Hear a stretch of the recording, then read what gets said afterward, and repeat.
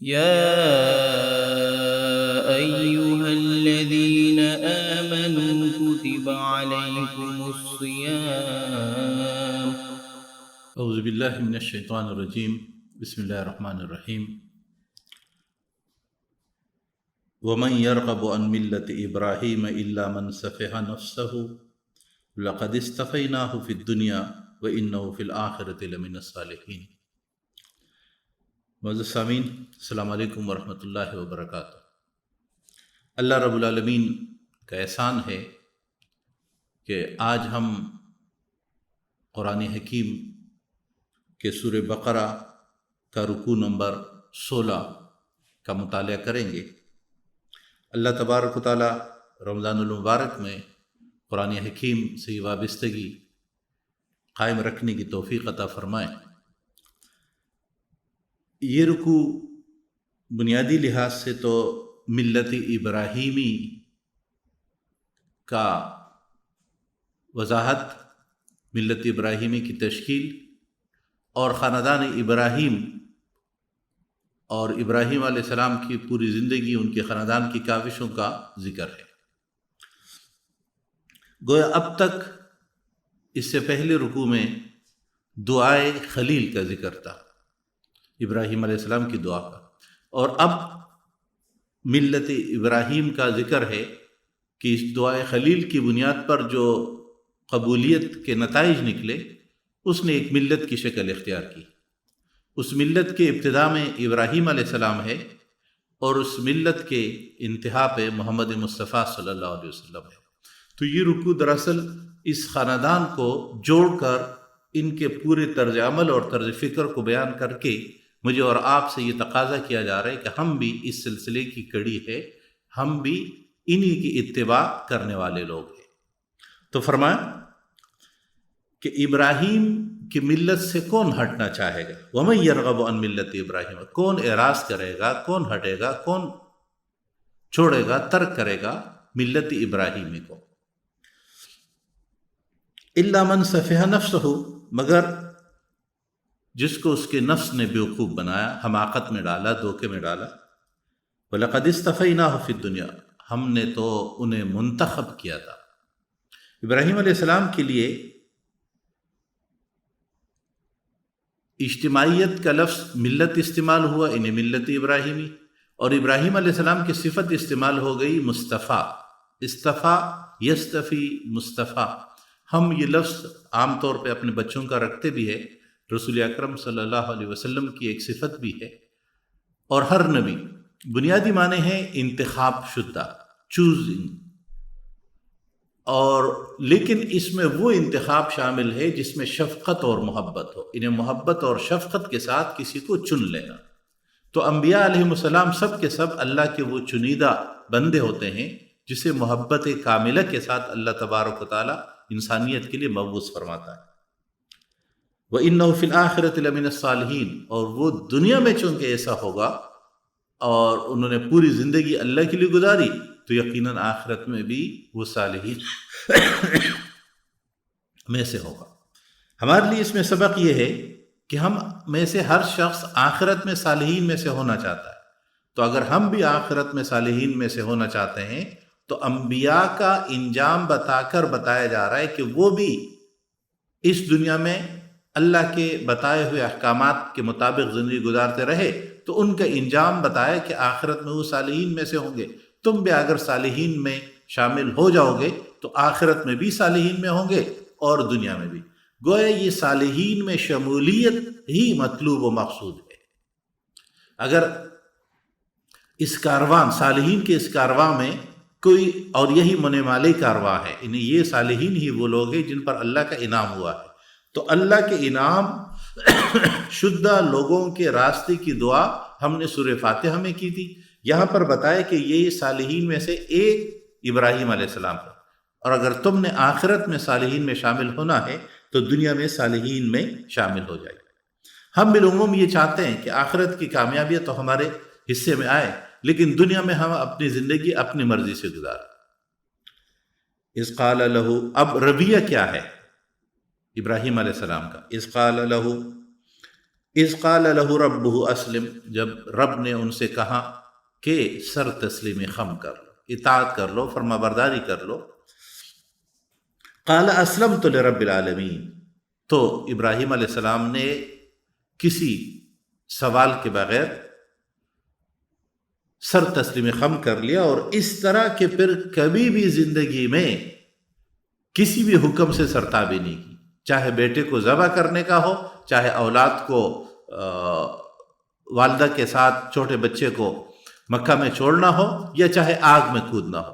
یہ زندگی کے جتنے مراحل آئے اس میں سر تسلیم خم کیے رہے، اور ان کے جس کے لیے کیے رہے ان کا صفت اللہ نے بیان کیا رب العالمین، کہ وہ رب العالمین کے لیے سر تسلیم خم کیے رہے۔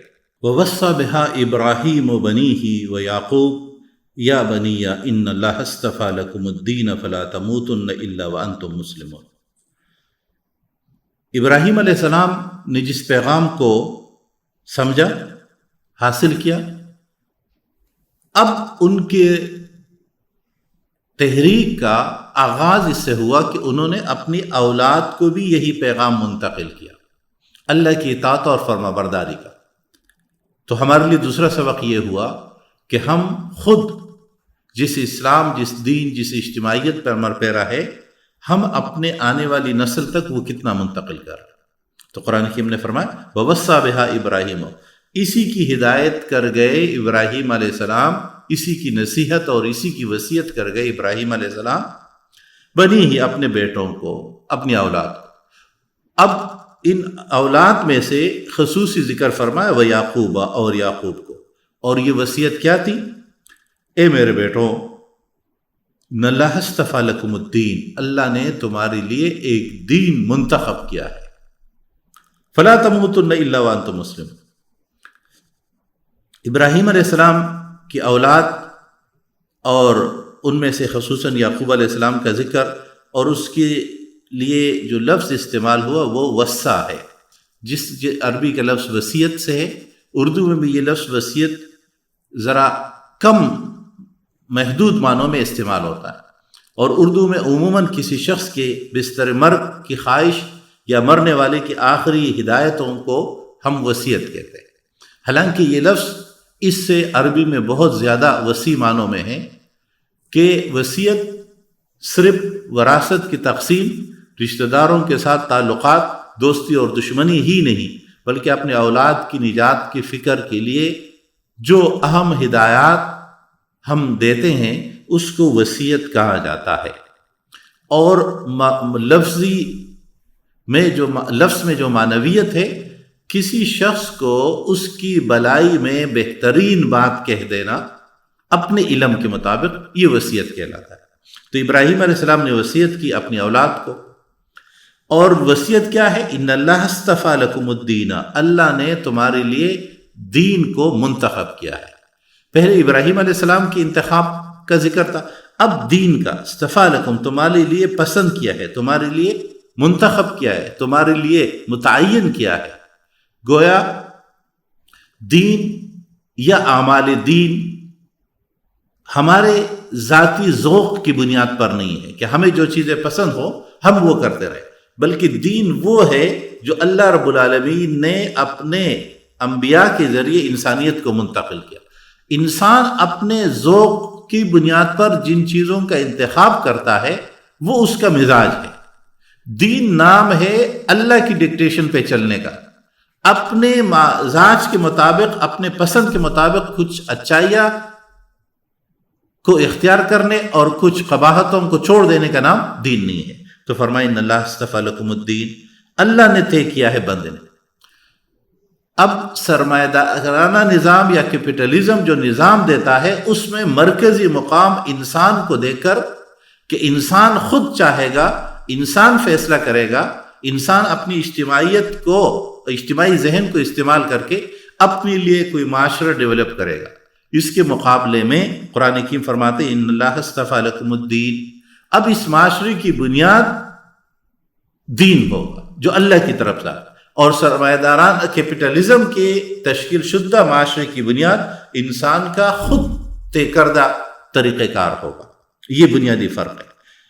فلا تموتن الا وانتم مسلمون، تمہیں موت نہ آئے مگر اس حالت میں کہ تم مکمل سر تسلیم خم کیے ہوئے، مکمل سپردگی اختیار کرے ہوئے، مکمل اطاعت میں ہو۔ اب موت کا چونکہ وقت معلوم نہیں ہے، اس لیے ہر شخص کو ہر وقت مسلم بن کے رہنا ہے، تاکہ جب بھی موت کا مرحلہ آئے تو وہ مسلم ہو۔ اس لیے اقبال نے کہا تھا کہ یہ جو موت کا مرحلہ ہے اس کے لیے مومن خوش ہوتا ہے۔ فرمایا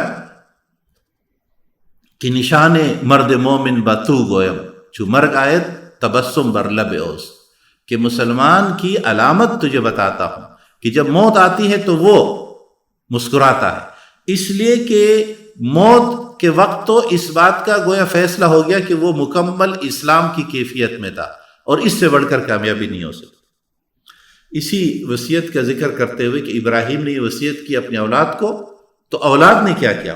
ام کنتم شہداء اذ حضر یعقوب الموت، تم اس وقت موجود تھے، یقیناً ہم بھی نہیں تھے، اور ایک مخصوص نسل ہے، ایک وقت ہے جب یہ لمحات تھے تو ان کے قریبی رشتہ دار ہوں گے۔ قرآن کی فرمایا تم نہیں تھے، یعنی یہ بات اللہ اپنے علم حقیقی کی بنیاد پر جو کہ ہر وقت موجود تھے اور ہے، تو فرمایا جب یعقوب علیہ السلام کے موت کا وقت آ پہنچا، یعنی موت کے قریب کا وقت جب بیمار ہوئے، تو اس وقت بھی اب صاحب ایمان باپ ہمیشہ کوشش کرتا ہے بیٹے کی، اولاد کی آخرت کو بچانے کی، بنانے کی، سنوارنے کی، لہٰذا موت تک کے وقت میں بھی ترجیح اور مطمع نظر یہ ہے کہ اولاد بچ جائے، سنور جائے، نجات پا جائے۔ تو اس وقت بھی کہا اذ قال لبنیہ ما تعبدون من بعدی، کہ تم میرے بعد کس کی عبادت کرو گے۔ اب یہ بات بتانے کا طریقہ ہے، سوال پوچھ کر متوجہ کرنا اور پھر جواب دینا تعلیم کا ایک معروف طریقہ رہا ہے۔ اذ قال لبنیہ ما تعبدون من بعد قالوا نعبد الہک و الہ آبائک، اب اولاد تربیت یافتہ ہے، اولاد انبیاء کے نقش قدم پر ہے، نیک خاندان ہے، جنتی خاندان ہے، تو انہوں نے بھی جواب دیا کہ ہم عبادت کرنا عبد الہ کا، ہم سب مل کر عبادت کریں گے۔ یہاں اسلامی اجتماعیت کی تشکیل کہ ہم سب مل کر نعبدو جمع استعمال ہوا، تیرے معبود کی، تیرے الہ کی، وہ الہ آبائے کا، اور تیرے آبا و اجداد کی الہ، انہیں یعقوب اور یعقوب سے اوپر کی جتنے نسل ابراہیم ہے، ان کے نام لیے ابراہیم و اسماعیل و اسحاق الہا واحدہ، ابراہیم کی، اسماعیل کی اور اسحاق کی، ان سب کے اطاعت اور فرمانبرداری۔ یہاں قرآن حکیم نے ابراہیم علیہ السلام کے اولاد میں سے اسماعیل اور اسحاق کا ذکر کیا، اور ان کے ذکر کا مقصود دونوں نسلوں کی آغاز کی صداقت ایک ساتھ، کہ یہ ایک ہی نسل کی دو شاخیں ہیں، جو ایک اسماعیل سے آگے چلے گی اور ایک اسحاق سے آگے چلے گی۔ الہا واحدہ، کہ ہم ایک الہ واحد کی عبادت کریں گے۔ یہ الہ، معبود برحق، عربی زبان میں الہ کا لفظ متعدد معنوں میں استعمال ہوتا ہے، اور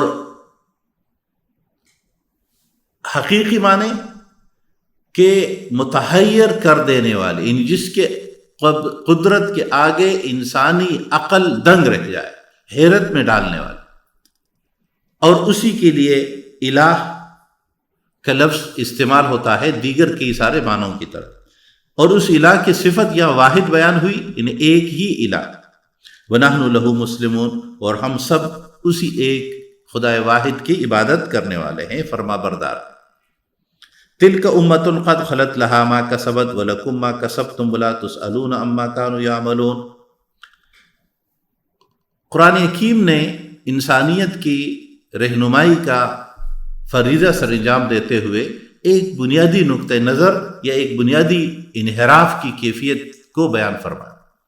دنیا میں یہ بات قدیم میں بھی اور نزول قرآن کے وقت بھی بڑی معروف تھی، اور کچھ لوگوں کا یہ خیال تھا، اور کچھ کا تو اب تک بھی ہے، کہ ہم اپنے ذاتی اطاعت اور فرمانبرداری کے بجائے اپنے آبا و اجداد کے مقام و مرتبے کی بنیاد پر جنت کا استحقاق رکھتے ہیں، کامیابی کا استحقاق رکھتے ہیں، اور نجات اس بنیاد پر ہوگی۔ یعنی فرد کے اپنے ذاتی اعمال، کردار اور رویہ کچھ بھی ہو۔ اب دنیا اس بات کی طرف زیادہ آ رہی ہے کہ نہیں، فرد کے اعمال کے فوائد اور نقصانات دونوں ہیں۔ تو قرآن حکیم نے اس تصور کو راسخ کرتے ہوئے فرمایا تلک امۃ قد خلت، یہ جو ابراہیم علیہ السلام اور ابراہیم علیہ السلام کا اولین خاندان ہے، یہ لوگ تو گزر گئے، لہا ما کسبت، ان کے یہ نیک عظیم ترین کارنامے وہ انہی کے استحقاق ہے، انہی کا ثواب ہے۔ وَلَكُمْ مَا كَسَبْتُمْ، لیکن تمہیں وہ کچھ ملے گا، تمہارا فائدہ وہ ہوگا جو تم کرو گے۔ اس لیے جب دنیا میں 3 تصورات موجود ہیں۔ پہلا تصور تھا اجداد، آبا و اجداد پرستی کا۔ ہمارے آبا و اجداد جو ہے وہی پدر ما سلطان بو، کہ بس ہم تو بڑے خاندان، بڑے لوگ ہیں، بخشے بخشائے ہیں، اس لیے کہ ہمارے آبا و اجداد ایسے۔ قرآن حکیم نے اس تصور کی نفی کر دی۔ دوسرا تصور تھا اکابر پرستی کا، اور یہ اب بھی سب سے زیادہ پایا جاتا ہے کہ ہم چونکہ بڑے لوگوں سے نسبت رکھتے ہیں، چاہے یہ خاندانی نسبت ہو یا علمی نسبت ہو یا تزکیہ اور تربیت کا نسبت ہو، یعنی یا ہم بہت بڑے نیک اجتماعیت کا حصہ ہے، اس لیے ہم انفرادی طور پر جیسے بھی ہوں گے اس بنیاد پر ہم جیت جائیں گے، کامیاب ہو جائیں گے۔ تو قرآن حکیم نے فرمایا کہ کسی کے اکابر کا بڑا ہونا، کسی کے اکابر کا نیک ہونا، کسی کے اکابر کا کامیاب ہونا، یہ ان کی عظمت ہے، ان کی بلندی ہے، ان کا شرف ہے۔ تمہیں اگر کامیابی چاہیے تو ان کے نقش قدم پہ تو چلو گے، لیکن وہ اکابر پرستی نہیں ہوگی، اپنے ذاتی انفرادی اعمال اور اپنے ہر شخص اپنے نتیجے کا خود ذمہ دار ہے، یعنی اس کی ذمہ داری کسی اور کے اعمال کی بنیاد پر نہیں ہو سکتی۔ اس لیے یہ آیت قرآن حکیم 2 مرتبہ دہراتا ہے، اور دہرانے کا مطلب ہے اس بات کو راسخ رکھنا، چونکہ سب سے زیادہ بنی اسرائیل میں یہ تصور اب تک پایا جاتا ہے کہ ہم ایک برگزیدہ خاندان سے ہیں، اس لیے ہم بخشے بخشائے۔ وَلَا تُسْأَلُونَ عَمَّا كَانُوا يَعْمَلُونَ،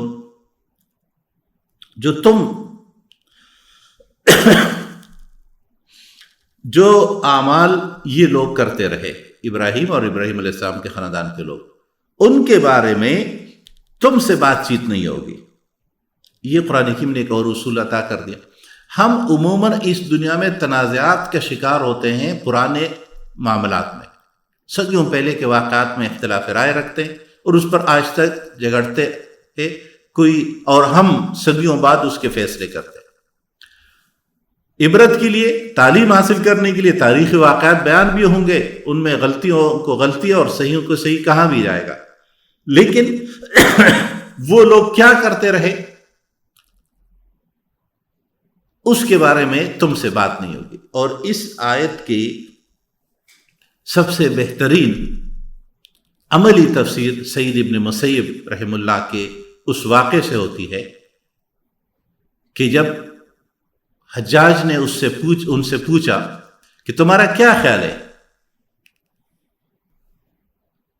علی اور معاویہ رضوان اللہ علیہ مجمعین کے اختلافات کے بارے میں، اور تم ان کو کیا کہتے ہو، ان کو کیا کہتے ہو؟ تو سعید ابن مسیب نے یہی آیت دہرائی کہ وہ ایک امت گزر چکی ہے، مجھ سے اس بات کی باس پرس قیامت میں نہیں ہوگی کہ ان میں سے کون جنتی ہے اور کون جنتی نہیں، کون صحیح ہے اور کون غلط ہے۔ ہاں، جب ہم رہنمائی حاصل کریں گے، مطالعہ کریں گے، تو ہم تاریخ پڑھتے ہی اس لیے ہے کہ ہم تاریخ سے کچھ سیکھ سکیں۔ اگر عقیدت کی بنیاد پر سیکھنے اور عبرت حاصل کرنے کا مقصود نہ ہو تو پھر تاریخ کی کوئی ضرورت بھی نہیں ہے اسے دہرانے۔ وَلَا تُسْأَلُونَ عَمَّا كَانُوا يَعْمَلُونَ، تم سے پرس نہیں ہوگی ان کے بارے میں۔ وَقَالُوا كُونُوا هُودًا أَوْ نَصَارَىٰ، قرآن حکیم اب دینی ملت ابراہیمی کے مقابلین کا بھی ذکر کرتا ہے کہ انہی میں رخنا اندازی کرنے والے وہ ہے کہ اب کہ یہ یہودی اور نصرانی تو کہتے ہیں کہ کونوا ہودن او نصارا تہتدوا، یہ اب بھی کہہ رہے ہیں، یہ رسول اکرم صلی اللہ علیہ وسلم کے وقت بھی کہہ رہے تھے اور اس سے پہلے بھی، کہ یا یہودی بن جاؤ یا نصرانی تو ہدایت پاؤ گے۔ اب سوال یہ ہے کہ ابراہیم علیہ السلام تو تم خود جانتے ہو کہ نہیں یہودی تھے اور نہ نصرانی تھے، یہ دونوں الفاظ تو ان کے صدیوں بعد وجود میں آئے، یہ دونوں اجتماعیتیں جو تم نے بنائی یہ تو صدیوں بعد وجود میں آئی۔ ابراہیم علیہ السلام کیا تھے؟ قل بل ملت ابراہیم حنیفا، آپ کہہ دیجئے کہ نہیں، اصل میں تو ملت ابراہیمی کی اتباع، ملت ابراہیمی کے آگے سر تسلیم خم کرنا وہی مطلوب ہے۔ یہاں ملت ابراہیم کا لفظ استعمال ہوا، انہیں ملت کی اضافت ابراہیم کی طرف، اور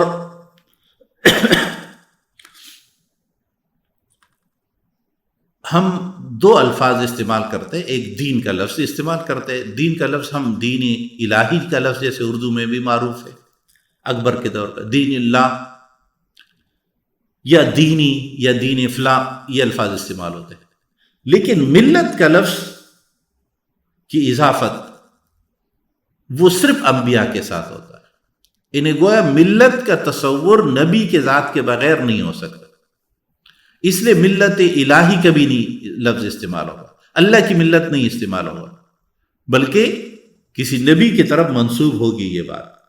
اور یہ ملت دراصل ان کی شریعت اور نظام کا نام ہے۔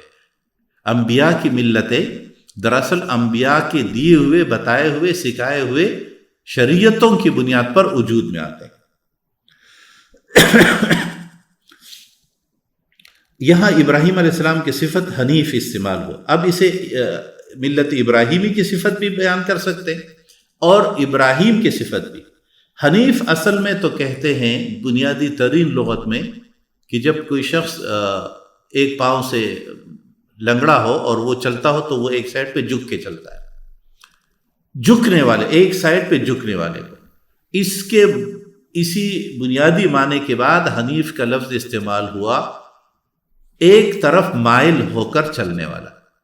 اور یہ لفظ آگے چل کر جب انبیاء کے لیے استعمال ہوا تو یا ملت کے لیے استعمال ہوا، ملت حنیف کے لیے، تو اس کے معنی ہوں گے وہ فرد یا وہ ملت جو مائل ہو حق کی طرف۔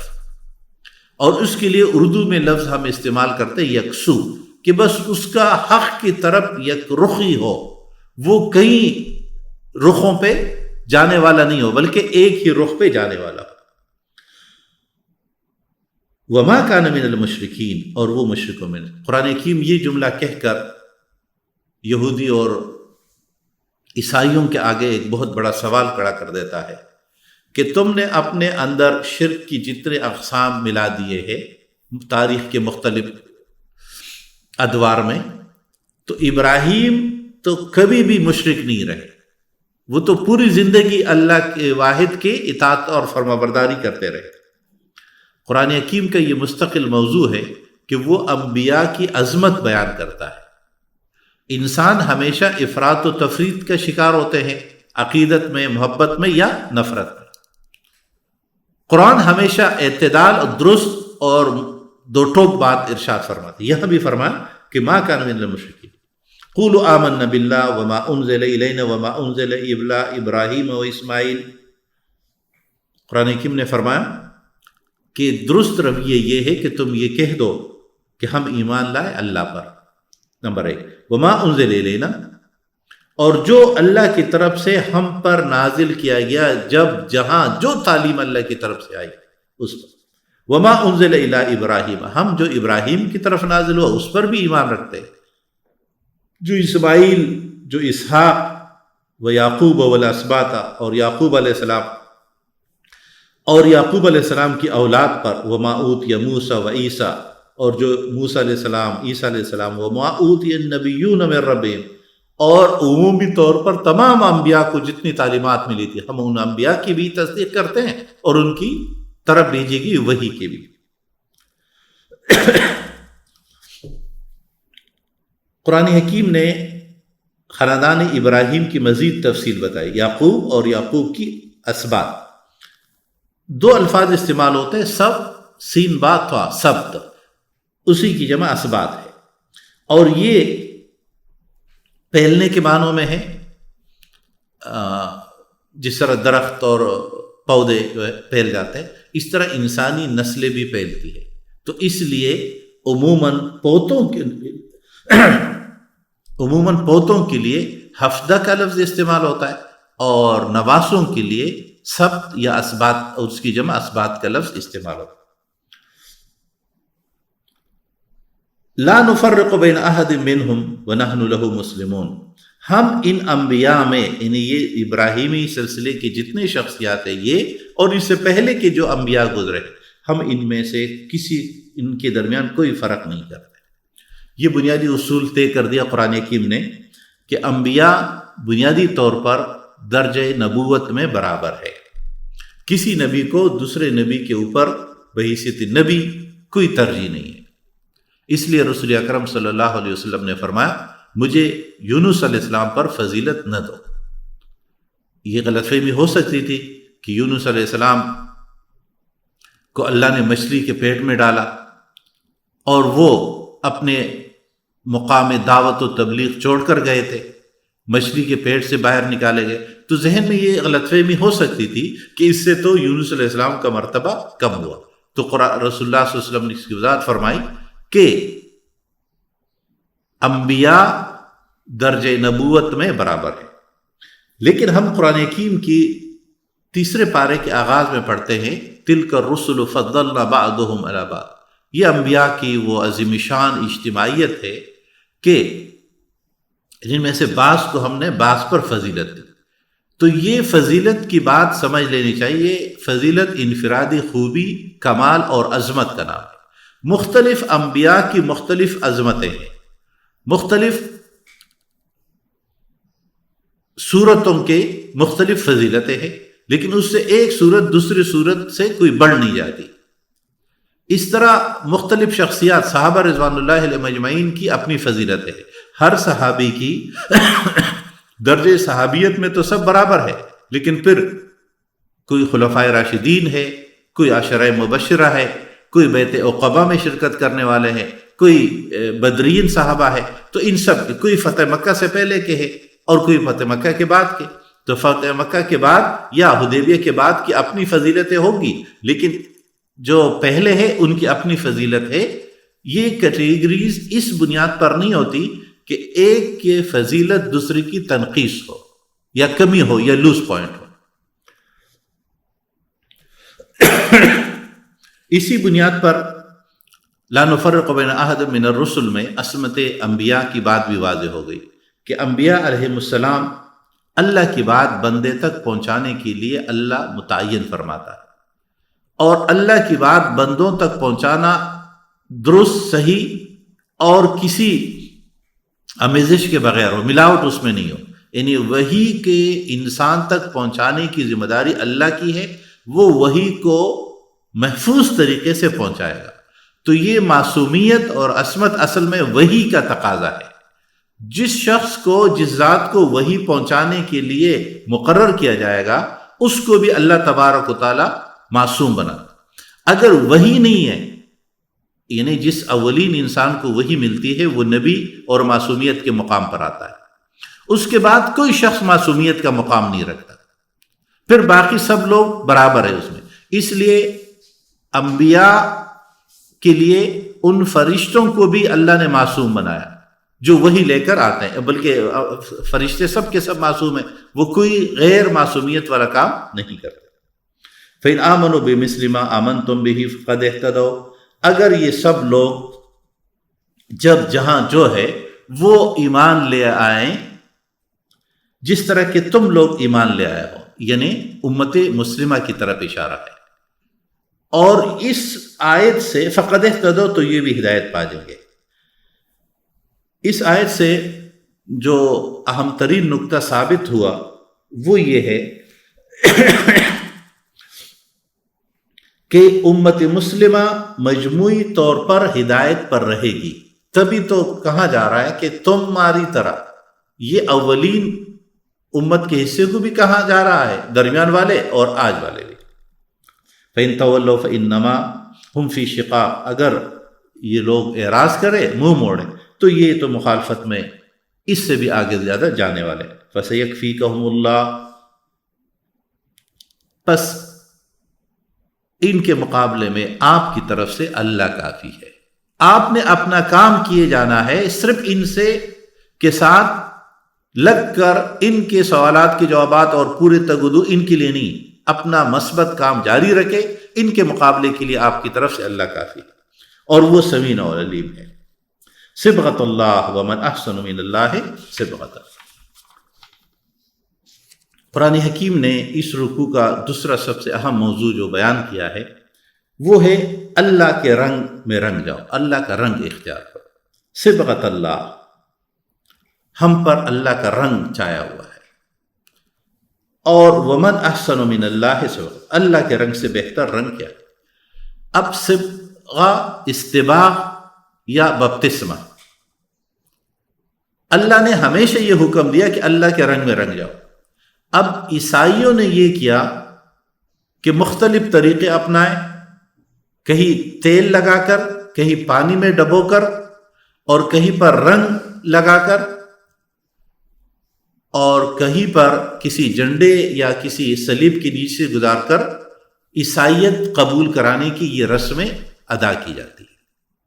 اور مقصود یہ ہوتا ہے کہ رنگ، اب اللہ کا حکم تو رنگ جانے کا تھا، انہوں نے اس کی ظاہری شکل لے لی کہ کوئی مخصوص رنگ اپنے اوپر ڈال لے، حالانکہ مقصود تھا اللہ کی اطاعت اور فرمانبرداری اختیار کرنا۔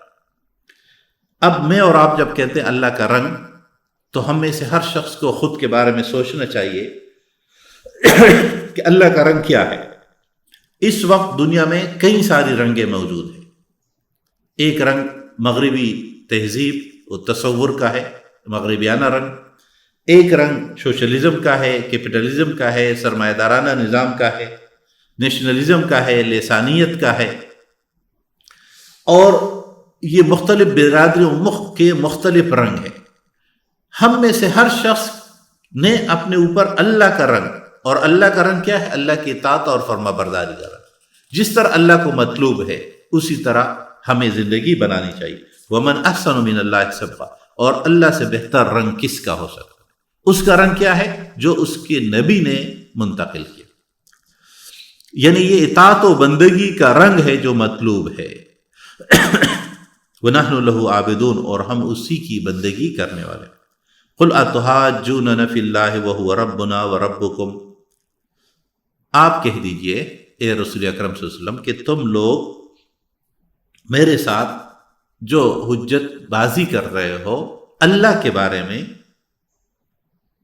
حالانکہ اس پہ تمہارے ہاں بھی ذکر موجود ہے کہ ہوا ربنا و ربکم، وہ ہمارا رب ہے اور تمہارا رب۔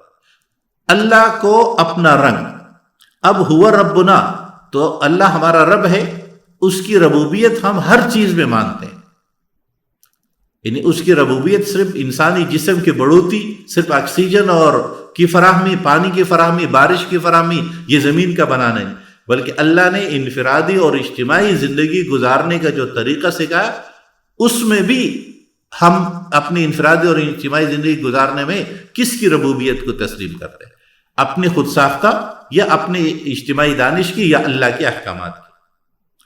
وَلَنَا أَعْمَالُنَا وَلَكُمْ أَعْمَالُكُمْ، ہمارے اعمال ہمیں فائدہ دیں گے، تمہارے اعمال تمہیں، لہٰذا سوچنا چاہیے کہ ہر شخص کے اعمال کیا ہے۔ وَنَحْنُ لَهُ مُخْلِصُونَ، اور ہم اسی کے لیے خالص ہیں، اسی ایک ذات کے لیے۔ ام تقولون ان ابراہیم و اسماعیل و اسحاق و یعقوب والاسباط کانوا ھودا و نصارا، کیا تم یہ کہتے ہو کہ ابراہیم، اسماعیل، اسحاق، یعقوب اور اسباط یہ یہودی یا نصرانی تھے؟ تو یہ الفاظ ہی ان کے بعد شناخت پا گئے ہیں، یہ الفاظ ہی ان کے بعد بنائے گئے ہیں۔ قل اانتم اعلم ام اللہ، اللہ زیادہ جانتا ہے یا تم، کہ ان لوگوں میں سے کسی نے اپنے آپ کو یہودی یا نصرانی نہیں کہا۔ ومن اظلم ممن کتم شہادۃ عندہ من اللہ وما اللہ بغافل عما تعملون، اور ان سے بڑھ کر ظالم کون ہوگا جو شہادت اور گواہی کو چھپائے. اور یہ کون سی شہادت اور گواہی ہے؟ یہ اللہ کی طرف سے پہنچائی ہوئی شہادت اور گواہی ہے. وَمَا اللَّهُ بِغَافِلٍ عَمَّا تَعْمَلُونَ تِلْكَ أُمَّةٌ قَدْ خَلَتْ لَهَا مَا كَسَبَتْ وَلَكُمْ مَا كَسَبْتُمْ وَلَا تُسْأَلُونَ عَمَّا كَانُوا يَعْمَلُونَ. یہ تو ایک جماعت تھی. یہ آیت اس سے پہلے بھی گزری. ہم نے اس شروع میں اس پہ ذکر کیا کہ آبا و اجداد پرستی کی جڑ کاٹنے کی قرآن حکیم بنیاد رکھتا ہے کہ ہر فرد خود مسئول ہے.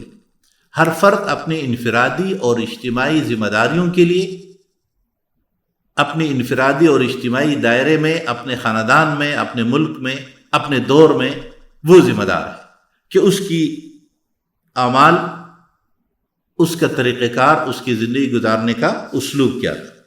وَلَا تُسْأَلُونَ عَمَّا كَانُوا يَعْمَلُونَ. اور جو یہ گزشتہ لوگ کرتے رہے ان کے بارے میں تم سے نہیں پوچھا جائے گا، تم سے تمہارے بارے میں پوچھا جائے گا. یہاں تک کہ خاندانی رشتوں میں، یعنی ہر فرد، یعنی باپ خود ذمہ دار ہے اپنی ذمہ داریوں کا، بیٹا بیٹی خود ذمہ دار ہے، بیوی یا عورت خاتون وہ اسلامی احکامات کی اسی طرح مستقل بذات مخاطب ہے جس طرح کی کوئی مرد مخاطب ہے. اللہ تبارک و تعالی خواتین کو ضمناً یا تبعاً مخاطب یا ذمہ دار نہیں بناتا، بلکہ مستقل بذات جس طرح کوئی مرد ذمہ دار ہے اس طرح کوئی عورت بھی تمام احکامات الہیہ میں ذمہ دار ہوگی، اور سب ایک دوسرے کے لیے معاون و مددگار ہوں گے. اللہ تبارک و تعالی ہمیں قرآن حکیم پہ عمل کرنے کی توفیق عطا فرمائے. اقول قولی ھذا استغفر اللہ لی ولکم ولسائر المسلمین. يا أيها الذين آمنوا كتب عليكم الصيام